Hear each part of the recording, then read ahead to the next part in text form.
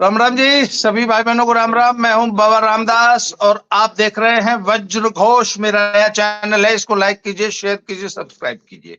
मेरे साथ जुड़े हैं स्वामी व्यालोक जी, व्यालोक वाणी से। व्यालोक भाई राम राम। जय जय सिया राम। आपके सभी दर्शकों श्रोताओं और आपको प्रणाम, नमस्कार। व्यालोक भाई, आज संडे है, आपका महाभारत वाला एपिसोड कब रिकॉर्ड होगा? 11 बजे रिलीज होगा। वो रिकॉर्ड हो चुका है, 11 बजे रिलीज होता है। Very good. चलिए, तो अब जरा आज एक बड़ी जरूरी 14 लड़के गंगा जी में बीफ पार्टी कर रहे थे, बिरयानी खा रहे थे, बीफ बिरयानी। बाबा जी उनको बंद कर दिए, जमानत भी नहीं मिली, जेल चले गए। 14 दिन का जुडिशियल, पता नहीं कौन जेल वाला रिमांड क्या बोलते हैं, जेल जब जेल भेज देता है जज, जुडिशियल कस्टडी में जी पार्टी। जी। कहते मासूम मासूम बच्चे थे, ईद जेल में बीत गई, कल रो रहे थे, जज साहब बेल नहीं दिए। ये तो वाकई ज्यादा बाबा की सरकार जो है मासूम बच्चों पर अत्याचार कर रही है। स्वरा भास्कर भी रो रही थी, आरपा भी रो रही थी। स्वरा भास्कर अभी तक स्वरा भास्कर ही है, आपको पता है पक्का? मतलब जो वो भी तो है नाम, स्वरा भास्कर। नहीं, मतलब उसके अलावा तो वो खातून हो गई होगी ना भाई। टेंट वेंट हाँ, पहनने अनीसा लगी। अनीसा बेगम टाइप कुछ, आयशा बेगम कुछ टाइप कुछ भी, जी। अच्छा वो भी देखिए, रो ये रही थी केवल कल की। हाँ, ये जो भी लोग रो रहे हैं, ये केवल बाबा जी की सरकार नहीं कर रही है। दिल्ली में आप देखिए, उत्तम नगर, पहली बार मैंने अपने होश में, आपने सुना होगा कि नहीं मुझे नहीं पता, मैंने तो अपने होश में पहली बार सुना है कि मियाँ जी के किसी त्योहार में, हालांकि मियाँ जी लोगों का त्योहार होता है, इसमें भी मुझे शंका है, उनके किसी त्योहार को पुलिस की सुरक्षा दी गई और पुलिसिया सुरक्षा में उन लोगों को ईद की नमाज पढ़नी पड़ी। ये उत्तम नगर का हाल हुआ है। मतलब हजारों पुलिसकर्मी जब मार्च किए, फ्लैग किए, हालांकि उत्तम नगर में आमतौर पर ईद की चहल पहल नहीं देखी गई। हिंदुओं ने वहां पर हनुमान चालीसा पढ़ा और लगातार कई लोग कहते भी रहे कि ईद पर होली खेलेंगे। ये जो चल रहा है कि भाई इनको मासूमों को पकड़ दिया, ईद नहीं मनाने दी, ये सब चल रहा है। अच्छी बात ये हुई है कि पहली बार अमरनाथ यात्रा 5 लाख संगीनों के साये में होती है, वैष्णो देवी यात्रा सुरक्षा के साये में होती है, दिवाली हो, रामनवमी की शोभा यात्रा हो, अभी रामनवमी की शोभा यात्रा निकलेगी, आप देख लीजिएगा कितनी जगहों से पथराव की घोषणा, सूचना आएगी, पक्का होती है। अभी उत्तर प्रदेश में भी एक आध जगह ये लोग, जाहिल लोग, कर देते हैं ये हिमाकत। बिहार में होता है, बंगाल में तो खैर सरस्वती पूजा तक पर रोक लग गई है। तो सवाल ये नहीं है कि उन मासूमों को, सवाल ये है कि अब हिंदुओं को सीधे कहना होगा कि भाई बहुत हो गया। जो हमारी पूज्य वस्तुएं हैं, धरोहर हैं, और जो हमारे प्रतीक हैं, उनके साथ अगर छेड़छाड़ करोगे तो हम सर तन से जुदा वाले कौम के नहीं हैं, लेकिन हम पिटाई करेंगे, हम तुम्हें पटक के मारेंगे। अभी आप देखिए, रोने के लिए तो बहुत सारी रुदालियां आएंगी। ये जो मोहम्मद दीपक था, उसको जज साहब ने डांट दिया, कहा कि तुम प्रवचन क्यों दे रहे हो जी। वो उत्तराखंड में गया था हाई कोर्ट में कि भाई साहब हमें सुरक्षा दीजिए। वो एक चंपक राहुल विंची से मिल लिया, एक दो सुना है आपके यहाँ के सांसद महोदय हैं, उनका सिनेमा से बहुत पुराना रिश्ता है, उनसे भी मिल लिया, आम आदमी पार्टी वाले से। तो उसको लगा कि वो नेता बन गया है। साहब ऐसे नेतागिरी नहीं होती है। सीधी सी बात यह है कि आपको ये समझना पड़ेगा कि अगर आपके ऊपर रंग के 4 छींटे पड़ने से आप किसी की हत्या कर सकते हैं, तो हमारे लिए जो हम गंगा जी कहते हैं, जो हम गया जी कहते हैं, मेरी दादी अयोध्या जी कहती थी। मेरी नसों में वो रक्त दौड़ रहा है, मेरे मुंह से अभी भी अयोध्या जी निकल जाता है। अब ये दीगर बात है कि अयोध्या में म्लेच्छ बस गए हैं। अब ये बिल्कुल अलग बात है कि अयोध्या में गंदगी है, सीवर है, तमाम चीजें हैं। पिछले 5 वर्षों से उसका कायाकल्प हो रहा है, पलट रही हैं चीजें। अब कितनी चीजें बदलेंगी, बदल रही हैं। गंगा जी को साफ करने की कवायद चल रही है, निराशाजनक है अभी भी। हालांकि कानपुर की टैनरीज को बंद कर दिया गया, बहुत सारी गंदगी रोकी गई है, कई जगहों पर जो सीवर होता है उसको रोका गया है। लेकिन भाई इसमें बनारसियों को भी तो समझना पड़ेगा कि चुपके से जो गंगा मैया में बहा देते हो, और दाल मंडी का क्या करेंगे आप? सवाल ये है कि आपको ये समझना पड़ेगा, आप जबरदस्ती ये हिंदू मुस्लिम भाई भाई का राग अलाप रहे हैं, गंगा जमनी जमजमी तहजीब का राग अलाप रहे हैं। आप ये सोचिए कि गाय आपके लिए संपूज्य है, उनके लिए भोज्य है, कैसे आपकी दोस्ती होगी साहब? आप गंगा जी में गंगा जी कह के उतरते हैं, आप महाकुंभ में जाते हैं तो 90 वर्ष की बूढ़ी माँ लाठी टेकते हुए अपने पोते पोतियों के कंधे पर चली जाती है, उनके लिए वो केवल जल है, उपहास का पात्र है। कैसे होगा ये? आप पीपल के पेड़ को काटने के लिए किसको बुलाते हैं साहब? अभी तक नहीं नहीं 2026 तक भी पीपल के पेड़ को कोई हिंदू नहीं काट सकता है, और वो काट देते हैं। तो कैसे ये चलेगा? आपको रेखाएं निर्धारित करनी होंगी कि नहीं बेटा, गंगा जी में चिकन नहीं डालना है। और ये सब बकवास बातें जो भी करें, चाहे पजामा शेरवानी करे, चाहे कोई मनोरोगी सेकुलर करे, उसको उसी की भाषा में जवाब देना होगा कि बकवास बंद करो। और अगला कदम अब ये होना चाहिए कि इन लोगों को उठा के जेल में डालना चाहिए कि तुम होते कौन हो हर एक चीज में। अभी पटना यूनिवर्सिटी में एक लौंडा जीता, कोई यादव, यूनिवर्सिटी का चुनाव। अजीब हरामखोरी है। ससुरा 4 पन्ने लेके पहुंच गया, मनुस्मृति जलाएंगे। क्यों जलाओगे बे? तुम्हारे बाप की दुकान है क्या? क्या बात है, क्यों जलाओगे?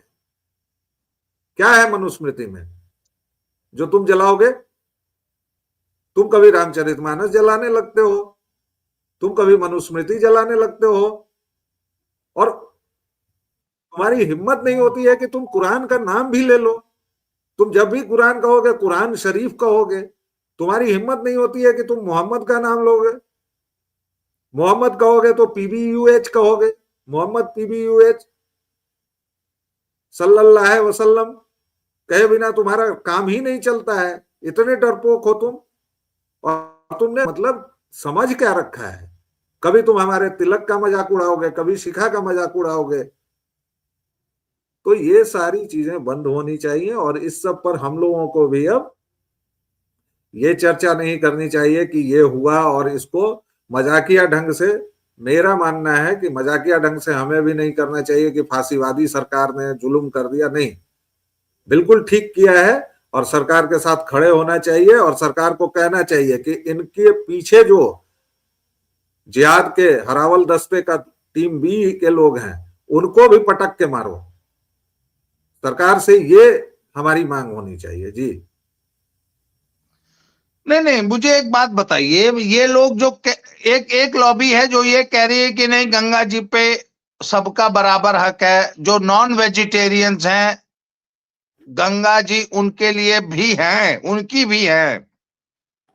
मतलब हम गंगा जी में अपशिष्ट प्रवाहित करेंगे, हमारा हक है। अच्छा, तर्क ये तो दिया जा रहा है कि तुम भी तो हड्डियां प्रभावित करते हो, तुम भी तो राख प्रभावित करते हो। हमारे यहाँ कुछ लोग इसके हैं जो कि शव का भी प्रवाह करते हैं। तुलना जो है उससे की जा रही है।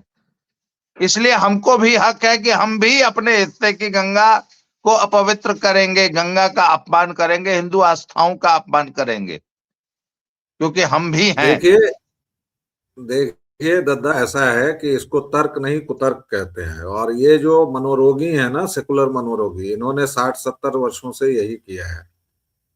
आप याद कीजिए, आपके बचपन में बीफ का नाम लेने पर क्या हो जाता था।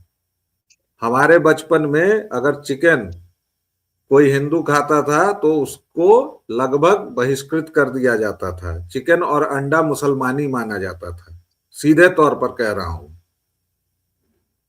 मटन खाइए और मछली खाइए जो मांसाहारी थे, चिकन और मंडा। लेकिन धीरे धीरे करते करते और हम लोगों की बेवकूफियों से बीफ आज, बीफ मतलब गोमांस, गोमांस आज बहस का मुद्दा है। ये बहस का मुद्दा है ही नहीं। उसी तरह गंगा जी बहस का मुद्दा ही नहीं है, कोई तर्क नहीं है। काहे का तर्क? हाँ हम करते हैं तो तुम्हारी मस्जिदें आरक्षित हैं कि नहीं? तुम्हारे चर्च आरक्षित हैं कि नहीं? फिर बाबा केदारनाथ में जाके रील बनाने के लिए सारा अली खान से अगर पहले कहा जा रहा है तो ये बहुत पहले होना चाहिए कि तुम अपनी आस्था का प्रमाण दो। सोमनाथ मंदिर में राहुल विंची को लिखा गया ना, गैर हिंदू। अगर तुम्हारी श्रद्धा है तो हिंदू तो किसी को रोकता नहीं है, लेकिन तुम्हें वहां जाकर बकवास नहीं करनी है। एक यूट्यूबर जो शॉर्ट्स पहन के मंदिर जाने का आंदोलन तथाकथित तौर पर चलाई थी, आज टेंट में नजर आ रही है, रिद्धि यादव। तो गलतियां हमारी तरफ से भी हो रही हैं कि हम इस पर बहस कर रहे हैं, हम इस पर बात कर रहे हैं। बात की बात ही नहीं है। अगर संभव है तो शस्त्र धारण कीजिए, और नहीं तो जहां भी संभव है इनको कूटिए भाई। तर्क कहां आता है इसमें? काहे का तर्क? हम उसमें अस्थि प्रवाह करते हैं तो करते हैं, ये हमारा काम है, तुम्हारे बाप का काम नहीं है। हम उसमें अस्थि प्रवाह करते हैं, उसकी एक पूरी प्रक्रिया होती है। हम पहले चिता जलाते हैं, तमाम चीजें करते हैं। अब तुमने कानपुर में टैनरीज खोल रखी थी, बहुत चीजें हुई, तो इसका मतलब तुम एक एक करके धीरे धीरे धीरे तुमने गोमांस को बहस के लायक बना दिया। क्या बेवकूफी है ये? गोमांस बहस के लायक है, और बीफ पार्टीज ये लोग कर रहे हैं और खुलेआम फोटो और वीडियो चिपका रहे हैं। नहीं, मेरा इनसे एक सवाल है। मक्का मदीना में किसी गैर मुस्लिम का प्रवेश वर्जित है। अरे साहब, वहां की सड़क तक गैर मुस्लिमों के लिए वर्जित है। आप उस वहां का देख लीजिए, कितने सारे वीडियोज और फोटोज हैं कि फॉर नॉन मुस्लिम से एक अलग रास्ता जाता है, और मक्का की ओर जाने वाला फॉर मुस्लिम्स ओनली है। और मुस्लिम क्या होता है? मोहम्मडन्स, मोहम्मदवादी, जो एक नहीं तो और अपने लिए जो आपके आस्था के केंद्र हैं वो सिर्फ आपके लिए हैं, गंगा जी सबके लिए हैं। नहीं है। हिंदुओं को कहना पड़ेगा कि नहीं है। ऋषिकेश में जिस तरह पिटाई हुई लौंडों की हुक्का पीते हुए, इनकी भी पिटाई होनी चाहिए। और ये देखिए, इस्लाम का सीधा सा मतलब है, मोहम्मडनिज्म का सीधा सा मतलब है कब्जा करना। ये एक जगह गंगा जी में नहीं की है इन्होंने इफ्तार पार्टी। कल फिर एक वीडियो वायरल हुआ है किसी जंगल में जाके, जहां आश्रम है, वहां पर इन लतखोरों ने किया है। क्यों? क्योंकि ये टेस्ट करते हैं। पूरी देवभूमि को इन्होंने आक्रांत कर दिया है, और जब वहां से इनको भगाया जा रहा है, हटाया जा रहा है, तो मोहम्मद दीपक पैदा हो रहा है। किसने बसाया इन लोगों को? किसने दी जमीन? भाई पहाड़ों में तो मना था, हम लोग जाके नहीं खरीद सकते हैं। इन लोगों को किसने बसाया? नैनीताल में रातों रात एक मस्जिद कैसे तामीर हो गई? हिंदू जरा आत्मचिंतन भी करें भाई। अपने स्वार्थ के आगे अभी बहुतेरे मवादी लोग आ गए हैं। यूजीसी, हमारी पीढ़ी का क्या होगा, हमारी पीढ़ी का क्या होगा? रुकिए, अभी बहुत मवाद निकल रहा है। कई हिंदुओं का मैं देख रहा हूं, तथाकथित स्वर्ण और रजत वाले। तब नहीं दिखा जब नैनीताल में तुमने उतनी भव्य मस्जिद तामीर करवा दी हरामखोरों, हिंदुओं। तब नहीं अगली पीढ़ी की चिंता हुई। अगली पीढ़ी की चिंता हो रही है। 10वां तक पढ़ेगा तब ना लड़का तुम्हारा जाएगा जी यूनिवर्सिटी में, तब तक तो सर कट चुका होगा। क्या बात कर रहे हो? तुम्हारी स्वार्थपरता, तुम्हारी निजता और तुम्हारा समाज से विलगाव, ये तीनों कारण हैं जो मोहम्मडनिज्म को इस देश में लगातार बढ़ा रहे हैं। और तब ये सारी बातें बहस का मुद्दा नहीं होनी चाहिए। मैं भी आपसे बात कर रहा हूं, मुझे अंदर से इच्छा नहीं हो रही है, ये बातें बहस की चीज ही नहीं है जी। मुझे ऋषिकेश हरि की पौड़ी पर की एक घटना याद आती है, जब एक हिंदू कपल जो है वो गंगा जी में पानी के अंदर गर्दन तक जो है डूब के वो अटखेलिया, they were indulging in some sort of sexual act. लोगों ने उसका बहुत बुरा माना और उनको बहुत बेइज्जत करके वहां से भगाया। कहते ये कोई सिंपल वाटर बॉडी नहीं है। ये वो हिंदू कपल था, आपको याद होगा वो। उसको वहां के स्थानीय लोगों ने डांट के पीट के भगाया। उसके बाद बहुत से लोग इस बात का आग्रह करते पाए जाते हैं कि ये जो हमारे जो तीर्थ स्थल हैं, इनको पिकनिक स्पॉट, टूरिस्ट स्पॉट न बनाया जाए। और वो ये कहते हैं कि हनीमूनिंग कपल्स जब ये हमारे आस्था केंद्रों पे जाते हैं तो दे शुड गो एज श्रद्धालु एंड नॉट एज हनीमूनिंग कपल्स। वहां रोमांस करने मत जाइए, वहां हमारी अच्छा हमारी आस्था का ध्यान रखिए। अच्छा, उसी तरह हम ये एक्सपेक्ट करते हैं कि जब आप हमारे धार्मिक स्थल पे आइए तो जो ड्रेस कोड है उसका ध्यान रखिए। जैसे दक्षिण के मंदिरों में मैं एक बार गया था, मीनाक्षी टेम्पल, तो बहुत पुरानी बात है, तो मैंने बरमुडा या निक्कर पहनी हुई थी। तो उन्होंने कहा कि नहीं, आप इसको इस ड्रेस में प्रवेश नहीं मिल पाएगा, महिलाओं को स्कर्ट में प्रवेश नहीं मिलता। तो वहां की ड्रेस कोड को फॉलो कीजिए ना।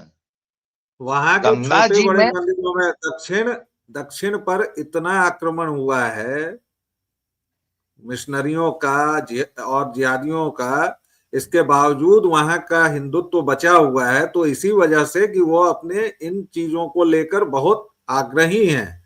वो आपको धोती वेष्टी पहना के ही मानेंगे छोटे जी, बड़े सभी मंदिरों में। और ये आग्रह हर एक जगह होना चाहिए और पिटाई होनी चाहिए सबकी। मैं कह रहा हूं पिटाई होनी चाहिए, ये कोई बकवास नहीं सुननी चाहिए। देखिए हमारे यहाँ दिक्कत ये हुई है कि ये तथाकथित आधुनिकता के प्रभाव में समाज ने बोलना छोड़ दिया है। मेरे बचपन में मेरा पूरा मोहल्ला मेरा गार्जियन हुआ करता था।